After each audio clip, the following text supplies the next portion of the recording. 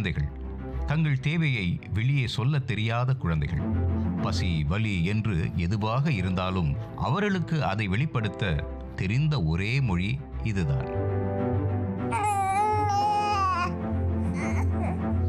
ஆனால் ஒரு குழந்தையின் அழுகையை எந்த ஒருவராலும் அதிக நேரம் சகித்துக் கொள்ள முடியாது. அந்த அழுகையை நிறுத்த ஏதோ ஒன்றை செய்தே ஆக வேண்டும். ஏதோ ஒன்று அழுகி நிற்க வேண்டும். என்ன செய்வது? இப்படி ஒரு தாதி யோசித்தார். அந்த யோசனையால் விளைந்த விபரீதம்தான் இந்த வழக்கு.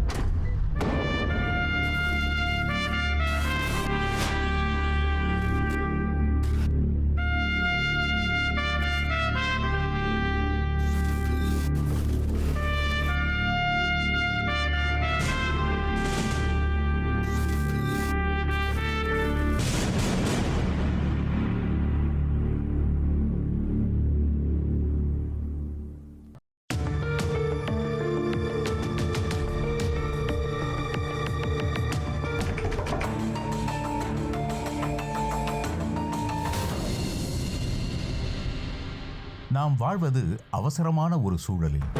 அனைவரும் உழைக்கின்றோம். குடும்பத்தில் கணவனும் மனைவியும் உழைத்தால்தான் விரும்பிய வாழ்க்கை தரத்தை அடைய முடியும், எதிர்காலத்திற்காக சேமிக்க முடியும் என்பதுதான் இன்றைய சிங்கப்பூரின் நிதர்சனம். அறிவார்ந்த மனித வளம் அதிகம் தேவைப்படும் ஒரு நாடு, படிப்படியாக நரைத்து கொண்டிருக்கும் ஒரு சமுதாயம், அதனோடு குழந்தைகள் பிறப்பது போதவில்லை என்ற உறுத்தும் சவால். அதனால்தான் பிறக்கும் ஓரிரு குழந்தைகளை மிகவும் அக்கறையோடு வளர்த்து வருகின்றோம். வேலைக்கு செல்கின்ற தாய்மார்கள் தங்களின் குழந்தைகளுக்கு தாங்கள் அருகே இல்லாத தருணங்களிலும் கவனிப்பில் எந்த குறைவும் ஏற்படக்கூடாது என்று பார்த்து பார்த்து ஒவ்வொன்றையும் செய்கின்றார்கள்.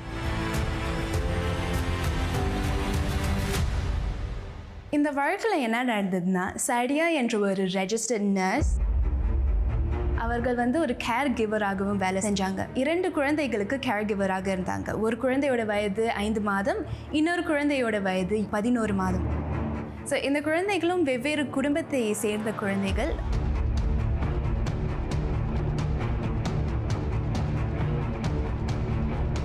இரு குழந்தைகளுக்கும் பகுதி நேர பராமரிப்பாளராக இருந்தார்கள் இந்த சம்பவம் நடந்தபோது. இந்த வழக்கை பொறுத்த வரைக்கும் ஒரு நம்பிக்கையானவர்களை தான் தேர்ந்தெடுத்திருப்பாங்க. மேபி அவங்களுக்கு அந்த தாதியரை ரொம்ப வருஷமாக தெரிந்திருக்கலாம். தாதியர் இதுக்கு முன்னாடி ஒரு பிள்ளைகள் கிளினிக் இல்லை ஒரு ஹாஸ்பிட்டல் அதை சம்மந்தப்பட்டு வேலை செஞ்சனால அவங்க அப்படி விட்டுட்டு போயிருக்கலாம்.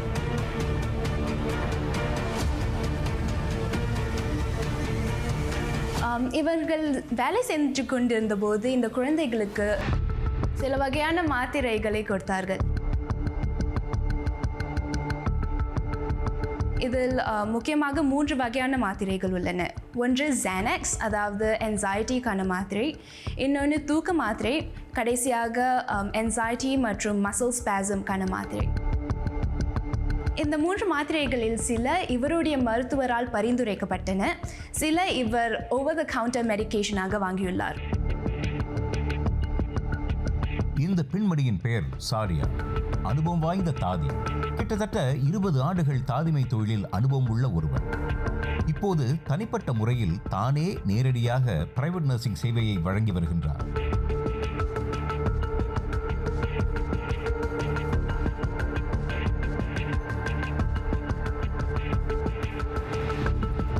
Sanya, is it? Yes. Welcome. பல குடும்பங்கள் அவரது சேவையால் பயன்பெறுகின்றன. குறிப்பாக வேலை செய்யும் தாய்மார்களுக்கு இவரது சேவை இன்றியமையாத ஒன்று. குழந்தை பராமரிப்பில் கைதேர்ந்த தாதி சாடியா. பயிற்சி பெற்ற கைதேர்ந்த தாதி ஒருவராய் இப்படி செய்தார் என்பதுதான் இந்த வழக்கில் அனைவரையும் அதிர்ச்சி அடைய வைத்த அம்சம். குழந்தைகளுக்கு மருந்து கொடுக்கறது நம்ம ட்ரை பண்ணோம் கொடுக்க வேணான்ட்டு. ஆனால் பெற்றோர்கள் நம்மக்கிட்ட உண்மையிலே கேட்டாங்கன்னா அதுக்கு ஒரு ஃபார்ம் இருக்குது. ஸோ 2 டைப்ஸ் ஆஃப் ஃபார்ம் இருக்குது. ஒன்று மருத்துவர் ப்ரிஸ்கிரைப் பண்ண மருந்து, இன்னொன்று மருத்துவர் கொடுக்காத மருந்து. அது பெற்றோர்கள் அதை ஃபில்அப் பண்ணி நம்மளுக்கு கொடுத்து கையில் கொடுத்து அதை சைன் பண்ணி கொடுத்தா தான் நம்ம மருந்து கொடுக்க முடியும் பிள்ளைங்களுக்கு. பெற்றோர்கிட்ட நம்ம கேட்டுப்போம். அவங்க மருந்து கொடுக்கணும் நம்மக்கிட்ட சொன்னாங்கன்னா நம்ம எப்போ கொடுக்கணும், எவ்வளோ கொடுக்கணும் எல்லாம் அளவு தெரிஞ்சுக்கிட்டு அந்த ஃபார்மில் எழுதி நம்மக்கிட்ட கையில் கொடுக்கும்போது போது எடுத்துக்கிட்டு தனியாக வச்சுக்கிட்டு தான் அதை கொடுப்போம். அவங்க நம்மக்கிட்ட தொலைபேசியில் ஃபோன் அடிச்சு இப்போ மருந்து கொடுக்கணும் நான் பேக்கில் வச்சுருக்கேன் அப்படின்னா நம்ம கொடுக்க மாட்டோம். அவங்கள வந்து மருந்து கொடுத்து அந்த ஃபார்மை ஃபில்அப் பண்ணி சைன் பண்ணால் தான் நம்ம கொடுப்போம்.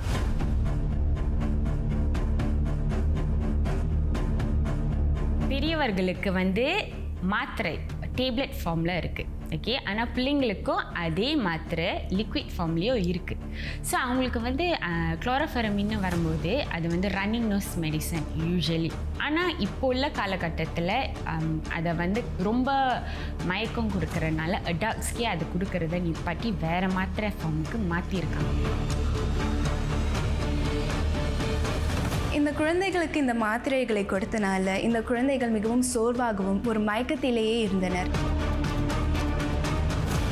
இதை பார்த்து அவர்களுடைய பெற்றோர் கவலையுற்று இந்த குழந்தைகளை மருத்துவமனைக்கு கூட்டிக் கொண்டு சென்றார்கள். இந்த குழந்தைகளுக்கு இரத்த பரிசோதனையும் சிறுநீர் பரிசோதனையும் செஞ்சாங்க. அதில் இந்த குழந்தைகளுக்கு பல்வேறு வகையான மாத்திரைகள் மருத்துவரின் பரிந்துரைப்பு இல்லாமல் கொடுக்கப்பட்டதாக இவர்கள் கண்டுபிடித்தார்கள். ஸோ இந்த டைசபம் அண்ட் ஜெனெக்ஸ் பார்த்தீங்கன்னா இது வந்து சுலபமாக வெளியே பர்ச்சேஸ் பண்ணுற மாத்திரையோ இல்லை. நார்மல் கிளினிக், ஜிபி கிளினிக் போனாலும் சில கிளினிக்கில் வந்து இந்த மெடிக்கேஷனை carry like they don't have it in stock. ஏன்னா இது வந்து லைக் ஸ்பெஷலைஸ்ட் மெடிக்கேஷன்ஸ்.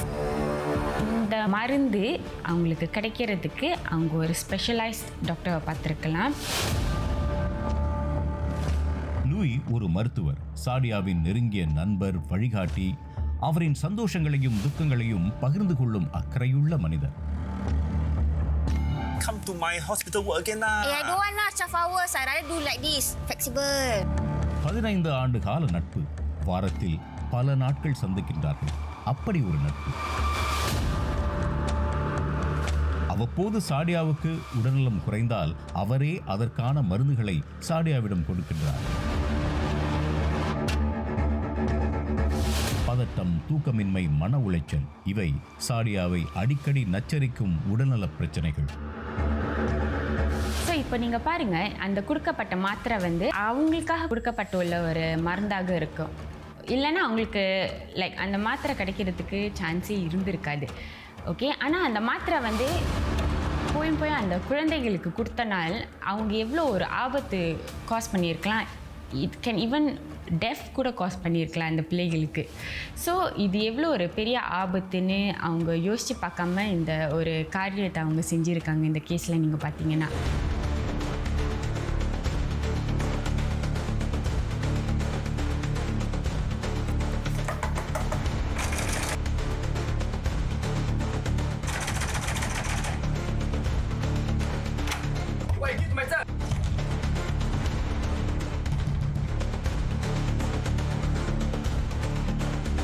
இந்த வழக்கை பார்க்கும்போது முக்கியமாக 3 காரணங்கள் நீதிபதி கூறினார். இதில் முதல் காரணம் என்னன்னா இந்த குழந்தைகளுடைய வயது.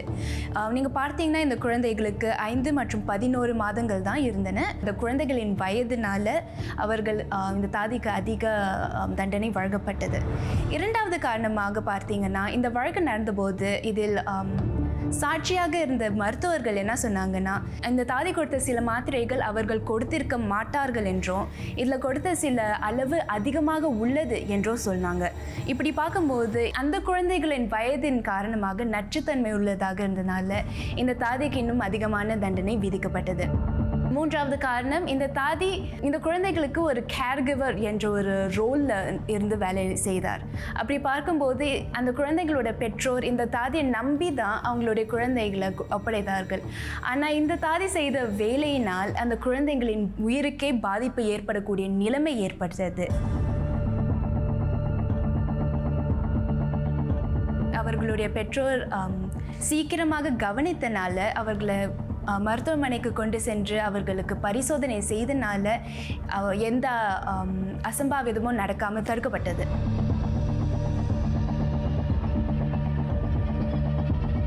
ரொம்ப சிறு குழந்தைகள் பார்த்துக்கிறதுக்கு நம்மளுக்கு ரொம்ப நிறையா ரெஸ்பான்சிபிலிட்டிஸ் இருக்குது. அவங்களோட சாப்பாட்டில் இருந்து நம்ம கொடுக்குற பால் வரைக்கும் எல்லாத்துக்கும் கரெக்டான அளவு நம்மளுக்கு தெரிஞ்சுக்கிட்டு கொடுக்கணும். ஓவராகவும் கொடுக்கக்கூடாது, ரொம்ப குறைவாகவும் கொடுக்கக்கூடாது. பெற்றோர்கள் நம்மளை நம்பி தான் பிள்ளைங்களை விட்டுட்டு போகிறாங்க. ஸோ நம்மளோட பொறுப்பு ரொம்ப பெரிய பொறுப்பாக இருக்குது.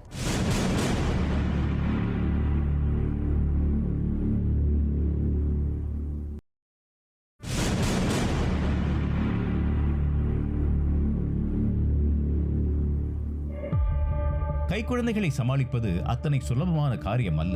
நேரத்திற்கு பால் கொடுக்க வேண்டும், குளிக்க வைக்க வேண்டும், தூங்க வைக்க வேண்டும், சுத்தம் செய்து உடைகளை மாற்ற வேண்டும். இதையெல்லாம் சரியாக செய்தாலும் காரணமே இல்லாமல் இந்த குழந்தைகள் அழத் தொடங்கி விடுகின்றன. இதுவே பெரும் மன உளைச்சலை தந்தது சாதியாவுக்கு. பால் கொடுத்து படுக்க வைத்ததும் உடனே உறங்கிவிட்டால் எவ்வளவு நன்றாக இருக்கும்.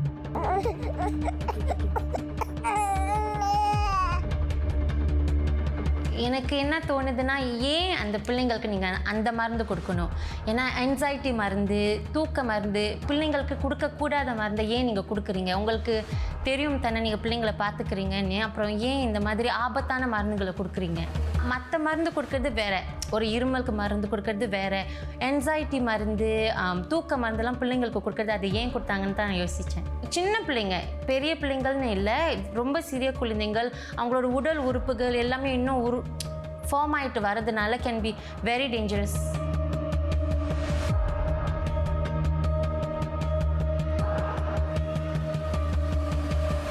நியூபார்ன் பேபிஸ்னு பார்த்தாலே லைக் அவங்க நேச்சுரலாகவே தூங்குவாங்க. இந்த மாதிரி மாத்திரை கொடுக்கணுன்னு அவசியமே இல்லை. அந்த தாதியார் வந்து பேபி சிட்டிங்னு வந்து அவங்க எடுத்தனால அவங்களுக்கு வந்து மேபி ஸ்ட்ரெஸ்ஸாக இருந்திருக்கலாம். மேபி பேபி வந்து கொஞ்சம் லைக் உடம்பு சரியில்லாமல் இருந்தா, ஓ ஸ்ட்ரெஸ்ஸோ நோயின் அந்த மாதிரி லைக் சவுண்ட் ரொம்ப சத்தம் போடுவாங்க.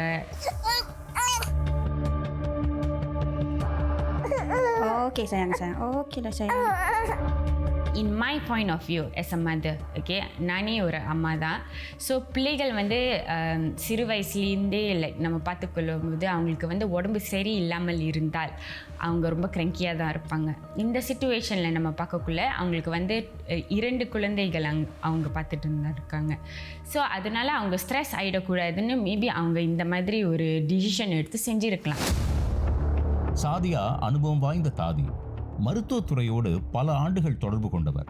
அவர் உட்கொள்ளும் மருந்துகளை பற்றிய புரிதல் அவருக்கு நிச்சயமாக இருந்திருக்கும். எந்த உபாதைக்கு எந்த மருந்து என்பது ஒரு சராசரி நபரை விட கொஞ்சம் கூடுதலாகவே சாடியாவுக்கு தெரிந்திருக்கும். அப்படி இருந்துமா இப்படி?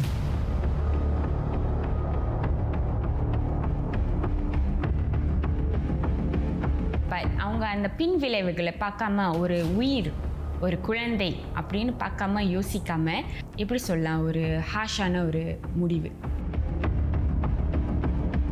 இந்த தாதி அவர்கள் மீது சாட்டப்பட்ட குற்றச்சாட்டை ஒப்புக்கொள்ளவில்லை, மேல்முறையீட்டின் போதும் அதை ஒப்புக்கொள்ளவில்லை. இன்ஃபேக்ட் என்ன சொன்னாங்கன்னா, இந்த குழந்தைகள் அவர்களோட வீட்டிலேயே யாராவது இந்த குழந்தைக்கு ஏதாவது மருந்து கொடுத்திருக்கலாம் என்று.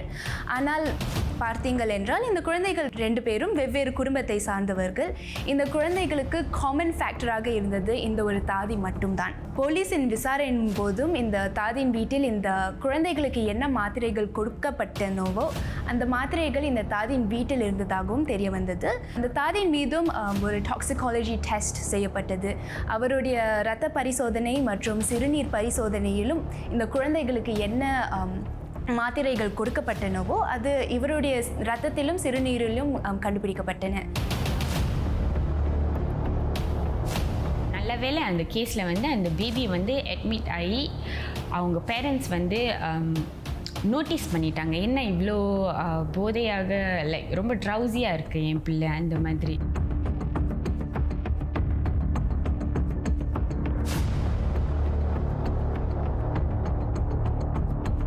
அவங்க வந்து அந்த டாக்சிகாலஜி அந்த டெஸ்ட் செய்யக்குள்ளே தான் அந்த ரிசல்ட்ஸ் அவங்களுக்கு தெரிஞ்சிச்சு. ஏன் இந்த முடிவை எடுத்தாங்க, ஏன் இப்படி செஞ்சாங்கன்னு. லைக் மேபி ஸ்ட்ரெஸ்ஸாக இருந்திருக்கும், அவங்க ஒரு ஷிஃப்ட்டுக்கு போயிட்டு வந்திருப்பாங்க. ஆனால் அவங்க வந்து லைக் ஒரு பேபி சிட்டிங்கும் செய்யணும், எக்ஸ்ட்ரா இன்கம்மாக இருக்கணும்னு சொல்லிட்டு அவங்க வந்து லைக் அந்த பிள்ளைகளை வச்சு அவங்க பார்த்து ஓகே பேபி தானே தூங்க தானே போகுது இல்லைன்னா அப்படின்னு சொல்லிட்டு. ஆனால் அந்த பேபி மேபி அழுதுருக்கலாம் at the point of time. அவங்களுக்கு வந்து ஸ்ட்ரெஸ் ஆகிருக்கும், அதனால தான் அவங்க அந்த முடிவு எடுத்திருக்கலாம். பிள்ளைங்களுக்கு மருந்து கொடுக்கும் போது முதல்ல பேரண்ட்ஸ் கிட்ட பெர்மிஷன் கேட்கணும். அவங்க அனுமதித்தா தான் நம்மளால் கொடுக்க முடியும். அடுத்தது வந்து எத்தனை தடவை கொடுக்கணும் ஒரு நாளில், எந்த நேரத்துக்கு கொடுக்கணும், சாப்பாடுக்கு முன்னாடியா சாப்பாடுக்கு பின்னாடியா, அண்ட் எந்த எண்ணத்துக்காக அந்த மருந்து கொடுக்குறாங்க. பிள்ளைங்களுக்கு இருமலா காய்ச்சலா அதுக்குன்னு எதுக்கு கொடுக்குறாங்கன்னு கேட்டுக்கிட்டு தான் நம்ம மருந்து கொடுக்கணும்.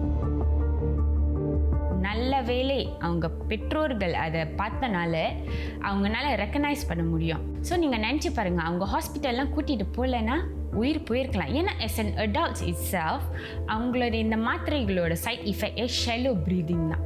ஓகே, ஸோ மெதுவாக அவங்க வந்து லைக் தூக்கத்திலேயே அவங்க இறந்து போகலாம். அண்ட் as a baby அவங்க லிவர் வந்து அந்த அப்சர்வ் பண்ண முடியாது, அவங்களுக்கு அந்த கேப்பபிலிட்டி இல்லை. நல்ல வேளை அந்த சூழ்நிலையை அவங்க அம்மா அப்பா கூட்டிகிட்டு போயிட்டாங்க. இல்லை என்றால் அது வந்து ஒரு இருப்பாக தான் இருந்திருக்கும். அதுவும் ஒரு மாத்திரை கொடுக்கல, அவங்க வேறு வேறு மாத்திரையாக கலந்து காக்டெயிலாக கொடுத்துருக்காங்க. ஸோ இது வந்து ஒரு பெரிய ஆபத்து. 2016ஆம் ஆண்டு, அதாவது இந்த குழந்தைகள் பாதிக்கப்பட்ட அதே ஆண்டு, சாடியா காவலர்களிடம் சென்று பாலியல் வன்முறையால் பாதிக்கப்பட்டுள்ளவராக சென்று ரிப்போர்ட் செய்தார். அதனொட்டி சாடியாவுக்கு இரத்த பரிசோதனை மற்றும் சிறுநீர் பரிசோதனை செய்யப்பட்டது. அதில் வந்த ரிப்போர்ட்டிலிருந்து காவலர்கள் என்ன கண்டுபிடித்தார்கள் என்றால், இந்த குழந்தைகளுக்கு கொடுக்கப்பட்ட அதே மாத்திரைகள் அவர்களுடைய இரத்தத்திலும் சிறுநீரிலும் இருந்தது. இதில் சுவாரஸ்யமாக நீதிமன்றம் இன்னொரு விஷயத்தையும் கூறியது. இந்த ரிப்போர்ட் இல்லாமலும் சாடியான் மீது குற்றம் சாட்டலாம் என்றுதான். ஏனால் இந்த குழந்தைகளுக்கு கொடுக்கப்பட்ட மாத்திரைகள் சாடியான் வீட்டில் இருந்தன. மேலும் இந்த குழந்தைகள் 2 வெவ்வேறு குடும்பத்தை சார்ந்தவர்களாக இருந்தாலும் சாடியான் வீட்டிலிருந்து தான் இவர்கள் பராமரிக்கப்பட்டார்கள். அனைத்து சந்தர்ப்ப சாட்சியையும் வெற்றி பார்க்கும்போது சாடியான் மீது குற்றத்தை சாற்ற முடியும் என்றுதான் நீதிமன்றம் கூறியது.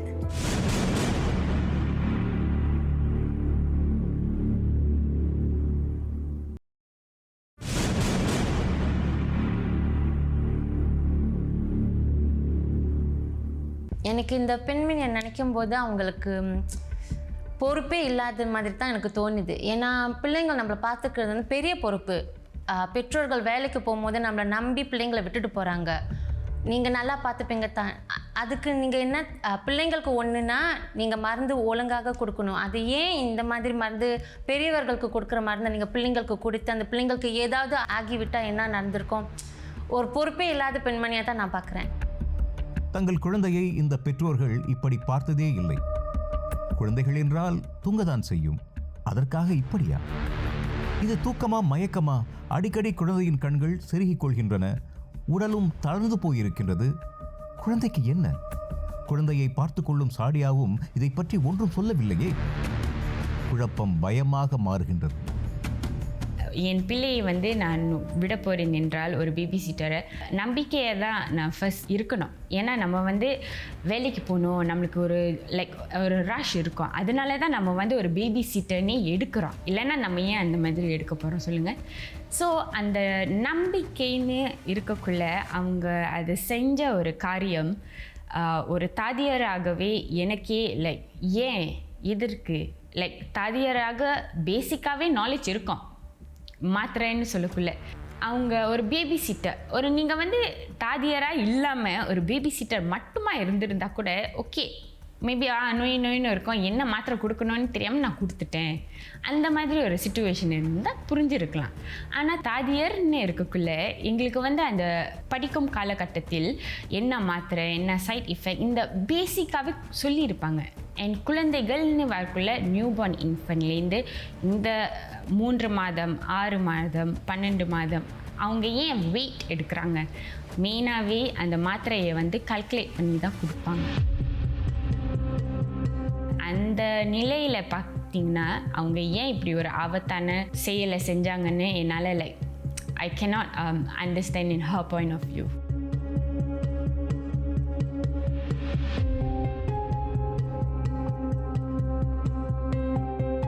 அனைத்து ஆதாரங்களையும் ஒன்றாக சேர்த்து பார்க்கும்போது சாடியா தான் இந்த குற்றத்தை செய்தார்கள் என்று அரசாங்க தரப்பு வழக்கறிஞர்களால் மிக வலுவாக வாதாட முடிந்தது.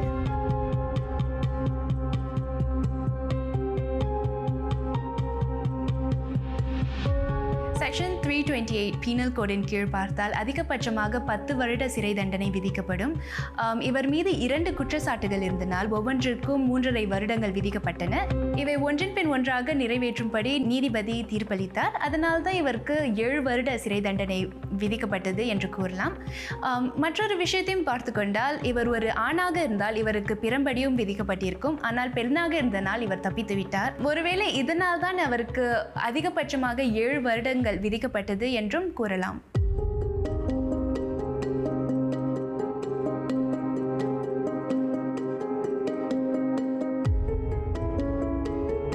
தாயாராக இருக்கட்டும், தாதியாராக இருக்கட்டும், இல்லை பெற்றோராக இருக்கட்டும், மருந்து என்று குழந்தைகளுக்குன்னு கொடுக்கக்குள்ள நம்ம வந்து மிகவும் கவனத்துடன் தான் கொடுக்கணும்.